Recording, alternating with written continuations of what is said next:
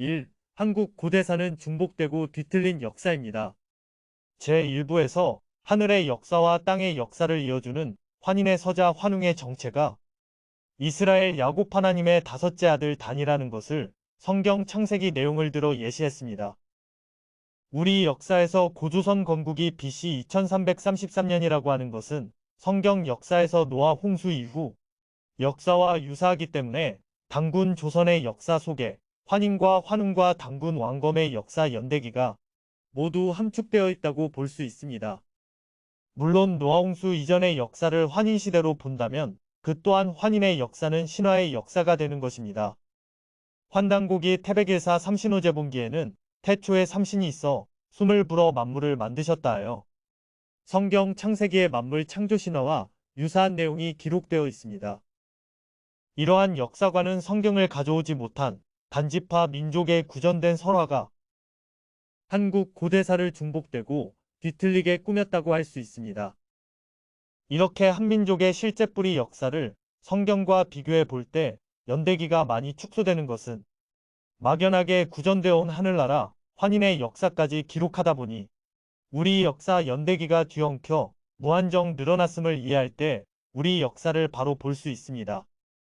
이처럼 우리의 고대사는 중국의 고조선이 패망함으로 완전히 역사를 잃어버리고 후대에 와서 중국의 왜곡된 역사와 구전된 역사를 인용하여 서술하다 보니 신화의 역사가 되었고 실제 기록으로 전하는 성경 역사와 상당한 시간의 차이가 있습니다.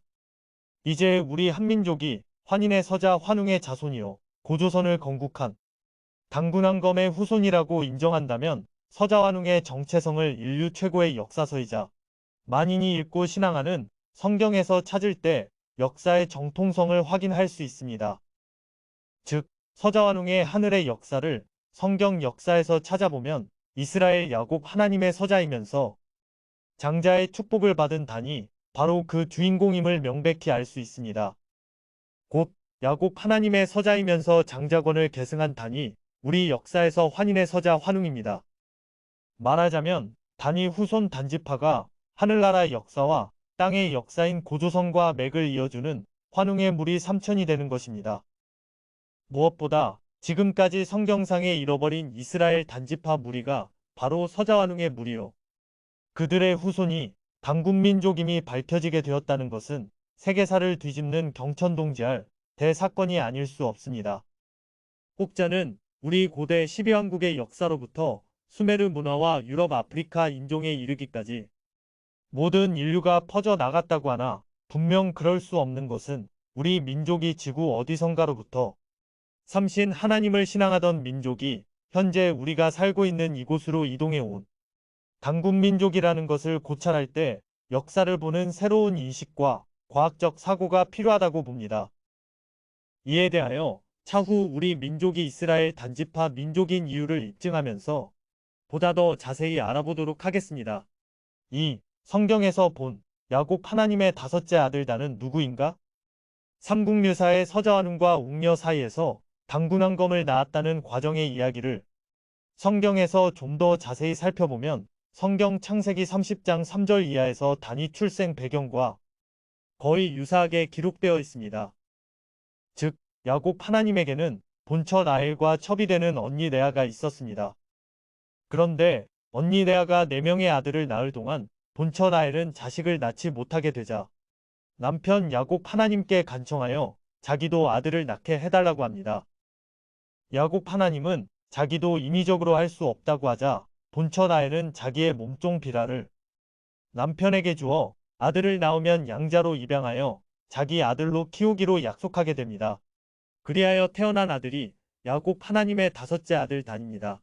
단에게는 위로 이복형들이 4명이나 있고 태생적으로 시바지로 태어난 서자의 신분이지만 본처 라헬과 야곱 하나님의 약속하에 태어난 아들이기 때문에 본처 라헬의 적장자가 됩니다. 단의 의미는 고대 히브리어로 억울함을 풀다, 재판관, 심판관이라는 뜻이 담겨 있습니다.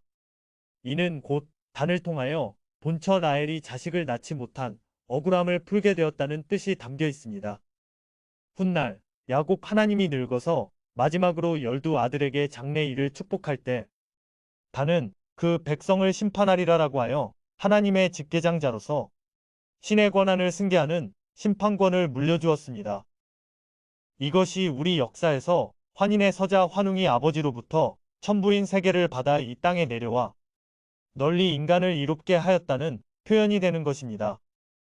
그런데 단이 출생한 후 야곱 하나님의 본처 라헬에게도 늦둥이 요셉과 베냐민이라는 두 아들이 태어났지만 이미 이복형이 되는 단이 본처의 장자로 입양되었기 때문에 요셉이 가문의 적장자가 될 수 없는 상황이 되었습니다. 요셉이 성장하면서 부모의 사랑을 독차지하게 되자 형제들의 시기와 질투를 받아 어린 나이에 애굽으로 팔려가게 됩니다.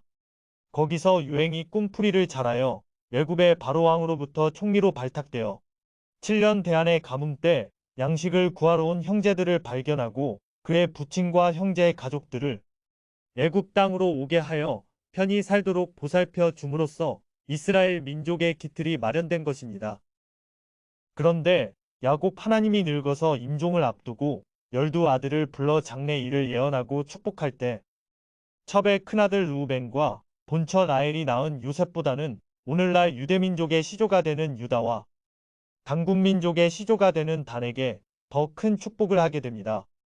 즉 유다에게는 장래의 실로 즉 메시아가 올 때까지 그 민족을 다스릴 왕의 권세를 축복하였고 단에게는 이스라엘의 한 지파와 같이 그 백성을 심판하리라 하는 인류 구원의 심판권을 축복했습니다.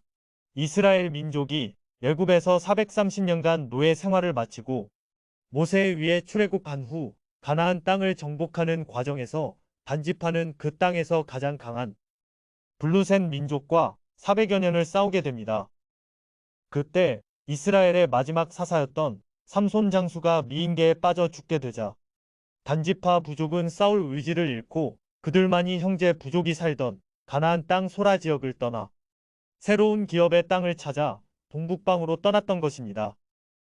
야곱 하나님으로부터 하나님의 적장자와 장래 심판권을 축복받은 단지파 자손들이 가나안 정복 과정에서 그들 형제를 떠나 어딘가로 사라져 행방을 알 수 없게 되자 단지파는 이스라엘 12지파와 14만 4천의 성경 기록에서 빠지게 되었지만 그들이 지구상에서 영원히 사라진 것이 아닙니다.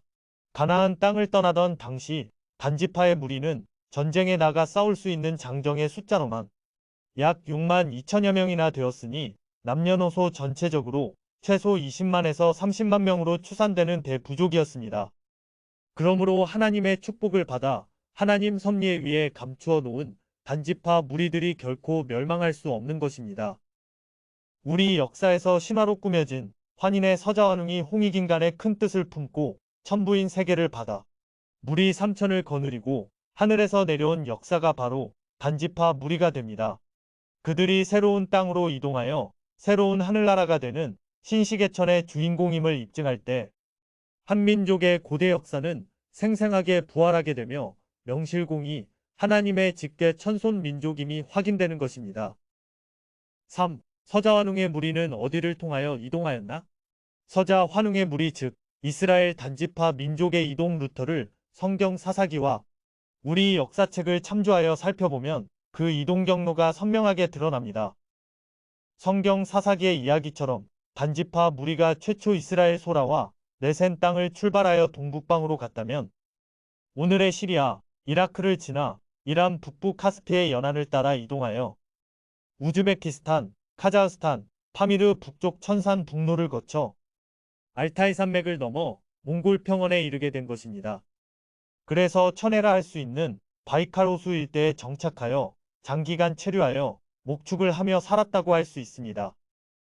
왜냐하면 그들은 20만에서 30만 명의 대부족과 수많은 양과 소, 말, 낙타를 키우는 유목민족으로서 그들이 거주하고 목축을 할 수 있는 충분한 물과 초원이 필요했기 때문입니다. 단지파 무리는 몽골 일대에서 상당 기간 주변 민족과 교류하며 정착하여 살다가 최종적으로 하나님이 보시기에 홍익인간 하기에 적합한 3위 태백의 동방 땅끝 땅모퉁이로 이동하여 신시를 열고 고조선을 세웠던 것입니다. 다시 말하면 단지파 무리가 출애굽 이후 동방으로 이동해오는 과정의 역사가 환웅천왕의 역사라면 그 후손들이 동방의 새로운 땅에서 신실을 열고 새 나라 고조선을 건국하게 된 것이 당군항검의 역사인 것입니다. 이 과정의 역사를 시간적으로 중복하여 기술한 것이 우리 민족사의 당군 신화요. 나라를 잃었던 당군민족의 애매모호한 고대 역사입니다. 고조선을 건국한 당군항검은 그들의 시조 단위 이름을 오래도록 기리기 위하여 조상의 이름 단자에 임금 군자를 더하여 당군이라 호칭하였고 초대 통치자로 왕검을 왕으로 모셨으니 제사장이자 정치적 군장인 당군항검이 되신 것입니다. 그래서 당군항검이 세운 나라가 고조선이요 당군민족이라 부르게 된 것이니 그 직계 후손이 바로 우리 대한민국입니다. 지금 일부 학자들 가운데는 아브라함의 5대 조부 벨렉의 동생 욕단이 당군민족일 것이라 주장하고 있습니다. 그러나 단언컨대 욕단은 결코 당군항검의 직계조상이 될 수 없으며 이스라엘 단지파 민족과는 계보가 다르고 환인의 서자환웅이 될 수도 없습니다. 이에 대하여 다음에 자세히 논할 기회가 있겠지만 여기서 몇 가지 이유를 든다면 첫째, 혈통적으로 욕단이 노아 하나님의 직계 장손계보도 아니며 서자이면서 장자의 신분도 아닙니다. 그리고 하나님의 영적 직계 장자의 신표로 하나님의 축복을 받았다는 기록이 성경 어디에도 없습니다. 둘째, 욕단은 당군이라는 이름과도 전혀 거리가 멀고 다릅니다. 만약 욕단이 이름을 기리기 위하여 그 이름자에 임금 군자를 더했다고 한다면 욕단군이 되니 말이 되지 않습니다.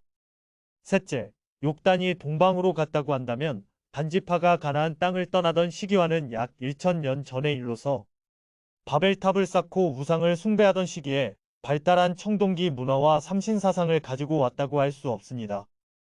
넷째, 우리 민족의 전통 풍속들을 보면 히브리 민족을 이룬 아브라함 시대로부터 이스라엘 민족이 출애굽 이후에 생겨난 풍속과 유물유적 그리고 전래되는 고유 언어, 문자 등이 유사하다는 것입니다. 무엇보다도 이스라엘 민족은 조상 야곱 하나님의 이름을 따서 나라의 이름을 이스라엘이라 하듯이 단지파 역시 그들의 시조 단위 이름을 따서 가나안 땅을 정복할 때 가는 곳마다 단이라고 하여 땅 이름까지 바꾸어 불렀습니다.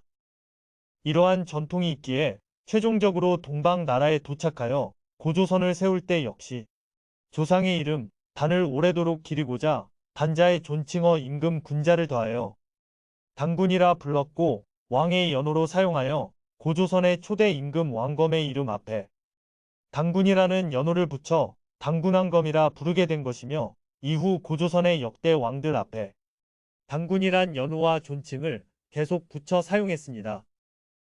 고조선이 약 2000여 년 전에 중국 한나라에 패망하여 사라졌지만 21세기 현재 세계 곳곳에 흩어져 살고 있는 당군민족의 자손들은 비슷한 시기에 이스라엘 본토에 남아 로마의 침략으로 멸망했던 유대인들보다 수십 배로 많은 큰 민족을 이루고 살고 있습니다.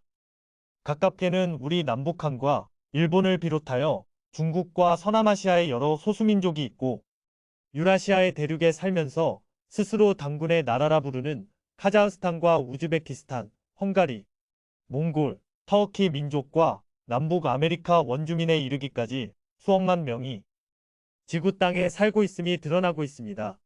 이는 그 옛날 이스라엘 민족에게 축복하신 하나님의 축복이 당군민족의 후손들에게 임하여 밤하늘의 별처럼 바닷가의 모래알처럼 번성하여 지구상에 널리 분포되어 살고 있습니다.